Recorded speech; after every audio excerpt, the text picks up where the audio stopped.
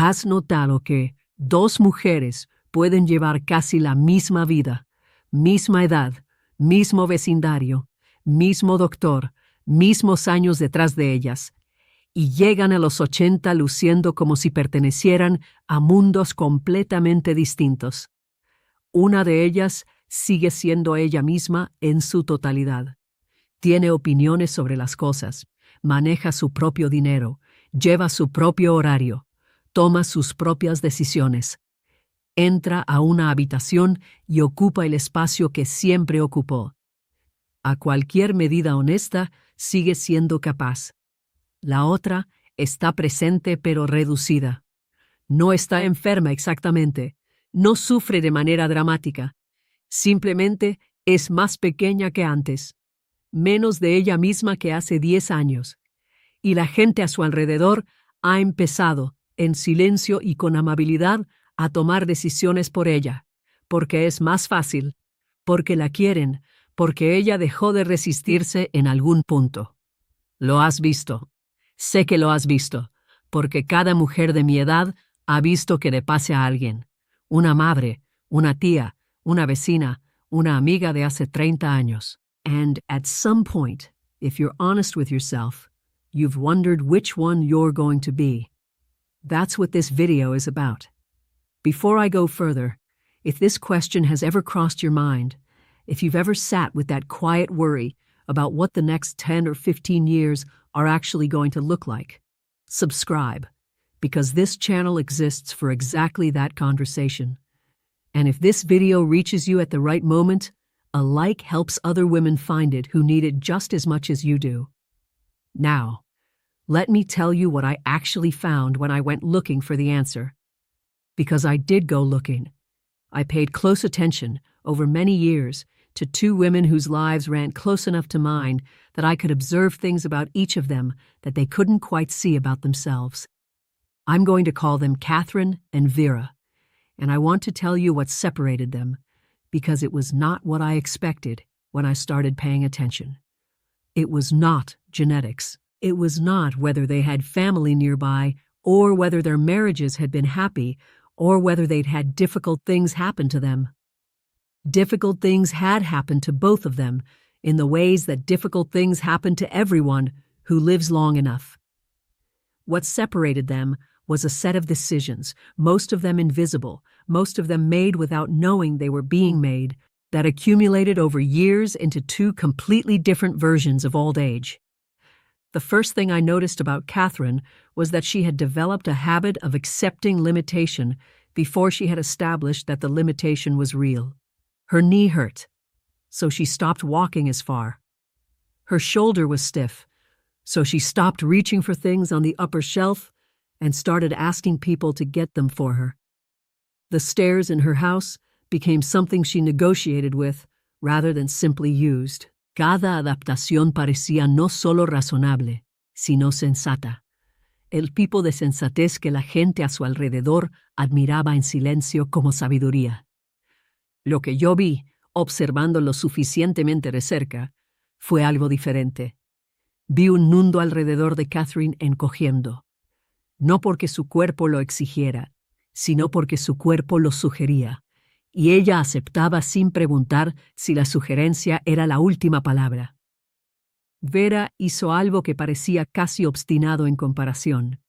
Cuando algo se volvía difícil, preguntaba qué estaba causando la dificultad antes de decidir dejarlo de hacer. Sus rodillas también dolían. Ella fue a un fisioterapeuta, regresó con 3 ejercicios y un par de zapatos diferente y siguió caminando. Su energía bajó en sus 70s tempranas, y en lugar de aceptarlo, lo rastreó durante un mes y descubrió que dormía mal y bebía menos agua de lo que creía. Arregló el sueño y el agua, y la energía regresó. This is the first thing that separates the women who stay capable from the ones who don't. Not whether they have limitations. Every woman over 70 has limitations. Whether they treat each limitation as a negotiation or as a verdict. The second thing I noticed took me longer to understand because it looked, from the outside, like Catherine was making her life easier. And in the short term, she was. Catherine removed difficulty from her life systematically. The garden was too much work, so she simplified it.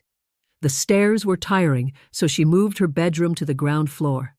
The driving was stressful, so she stopped and let her son take her places. The finances were complicated, so she let her daughter manage them. Each decision had a reasonable explanation. Each one made the immediate day somewhat easier. But here is what I came to understand watching Catherine over years. The difficulty she was removing was not just inconvenience. It was the weight that had been keeping certain things strong.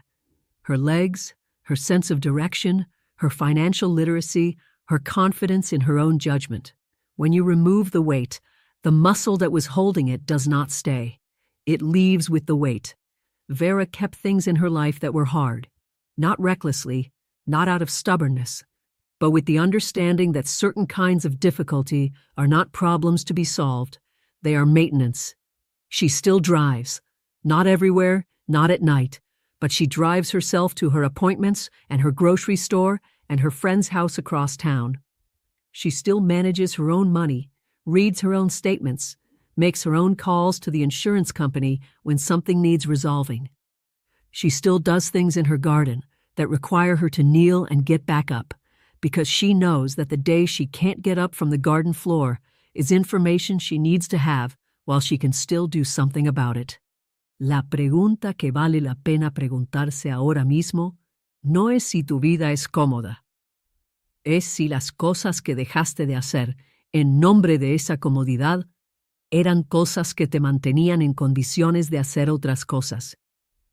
La tercera diferencia entre Catherine y Vera fue una que no vi claramente hasta que la pensé de la forma específica que voy a describirte ahora. Catherine, en algún momento de sus primeros 70 años, dejó de ser responsable de cosas que no fueran ella misma. Y luego, gradualmente, dejó de ser responsable incluso de eso. Esto suena duro al decirlo directamente, pero lo que quiero decir es específico. Catherine entregó sus finanzas, luego su transporte, luego las decisiones sobre su casa, luego las decisiones sobre su atención médica. No en el sentido de negarse a participar, sino en el sentido de seguir lo que se sugería sin traer sus propias investigaciones, sus propias preguntas y su propia posición reflexionada a la conversación. She became, progressively, someone that things happened to rather than someone who made things happen. Vera, at 86, is still responsible for things. Her neighbor calls her when she doesn't know what to do about something because Vera reliably knows what to do or knows how to find out. Her granddaughter asks her opinion on decisions because Vera's opinions are real and considered and sometimes inconveniently honest. Vera has a role, not a performed role, not a ceremonial grandmother role, an actual functional role in the lives of people around her. Things depend on her, and because things depend on her, she maintains the capacity to be dependable. I believe this matters for health in a way that is more direct than it sounds. A woman who is needed maintains herself differently than a woman who has been retired from necessity. The body responds to being required. The mind responds to being consulted. Cuando ambos consistentemente se les dice que ya no son necesarios, comienzan poco a poco a estar de acuerdo. La cuarta diferencia fue la que me hizo pensar con más cuidado en mis propios hábitos. Catherine dejó de estar en desacuerdo con las cosas. No todo de golpe, pero con los años se volvió más blanda en el sentido específico de tener menos posiciones que defender, menos cosas por las que discutir, menos momentos donde decía con claridad y sin disculpas, creo que eso está mal, y aquí está la razón. La gente a su alrededor encontró esto agradable. Ella se volvió más fácil de tratar, menos fricción, menos desafío, menos de la energía particular que la había hecho, a los 60, alguien cuya opinión genuinamente querías. Vera no es fácil de tratar en este sentido. Ella te dirá lo que piensa, ella estará en desacuerdo contigo, te explicará por qué, escuchará tus contraargumentos y o bien cambiará su posición o explicará por qué la tuya no la ha convencido. Esto es ocasionalmente agotador. It is also, I believe, one of the primary reasons her mind at 86 has the agility it does. The brain maintains its executive function, its ability to organize, sequence, sustain complex thought through use. Not passive use, not receiving information, active use, arguing, deciding, questioning, changing your mind and knowing why you changed it and being able to explain it. Every time Vera has a real conversation about something that requires her to hold a position and defend it, she is doing something for her cognitive health that no supplement produces. Ask yourself honestly when you last changed your mind about something and knew exactly why. Ask yourself when you last argued a position that someone pushed back on and held it or revised it based on the argument. If the answer is recent, that is something to protect. If the answer requires thought to find, that is something to return to. The fifth difference is the one I find hardest to say and most important to hear. En algún momento, Catherine dejó de decidir que valía la pena el esfuerzo. Quiero decir esto con cuidado, porque no estoy hablando acerca de la depresión, aunque la depresión es real y seria y merece atención. Estoy hablando de algo más silencioso y más común, el retiro gradual de la inversión en uno mismo que ocurre cuando dejas de creer que el retorno de esa inversión justifica el costo. Mantenerte a ti mismo en esta etapa de la vida requiere esfuerzo real. Conseguir suficiente sueño, suficiente agua, suficiente movimiento, suficiente desafío mental y suficiente conexión con personas que realmente te escuchan. Requiere prestar atención a lo que tu cuerpo te dice antes de que empiece a gritar. Requiere hacer preguntas en las citas médicas, hacer los ejercicios y no dejar las cosas difíciles simplemente porque son difíciles. Catherine dejó de hacer estas cosas no en una sola decisión, sino en 100 pequeñas decisiones. Together, they added up to a woman who had quietly decided, without ever saying so, that she was no longer worth the maintenance. Vera has not made that decision, and I believe, watching her at 86, sharp and present and inconveniently honest, that this is the decision that underlies all the others.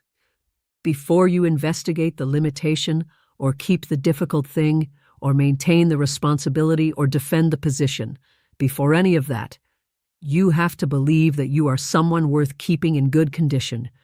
That belief is not automatic. It is not guaranteed by age or experience or the love of people around you. It is a decision made quietly, without announcement, in the first moments of ordinary mornings. The women who stay capable make it. The ones who don't stopped making it somewhere along the way, usually without realizing that was what they were doing. You are watching this video. That tells me something about which kind of woman you intend to be.